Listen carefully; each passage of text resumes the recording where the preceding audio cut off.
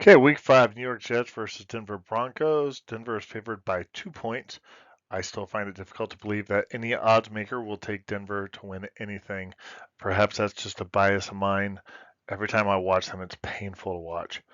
That notwithstanding, the numbers also suggest taking uh, the Jets as well. So that is who, in fact, I am going to take. And quite frankly, if you watch the Jets this last week, you have to admit they played pretty darn good. Um, so this is showing a median score of 21-17. Uh, Jets putting more of the points. Quite frankly, both of these teams, if you ask me, I think the Jets have a fairly good path forward. They have a running game. That's what you see right here, and I think that their defense is better than what those numbers. This shows that they have a medium, moderately capable defense. When you watch the game, you can see that they're better than what those numbers really reflect. But we got to go by the numbers. And then when you come over here, you also take these numbers here where it says that Denver's got a really good offense. If you watch them, you can see that that just isn't the case, which is really where that Bayesian comes in. I have no doubt that Russell Wilson is really good at getting slop yardage on that garbage time, so he can walk back and say, "Hey, look, I put up 250 yards."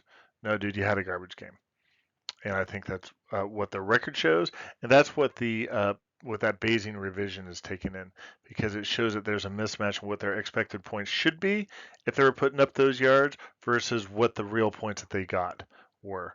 Okay, so let's go to the performance charts. The that running game for New York, so that formula that they put together is strong running game, pass when you can, but don't force it, and then play strong defense. That's what they've been doing. They're not gonna, and this last game, they look good against Kansas City. That for sure. So I think that they're a young team that's improving. Meanwhile, I think Denver is going to be struggling with Russell Wilson as their quarterback. I have a feeling he's just divisive for that locker room. And again, they put up garbage yards. They barely won their last game. They didn't really look good doing it, and uh, we'll see how that continues to go. And then when we come over here to the right side of the chart, uh, New York definitely has some issues protecting the quarterback. Ask Aaron Rodgers. I'm sure he'd be glad to tell you all about it. That notwithstanding, though, they've also been a bit explosive.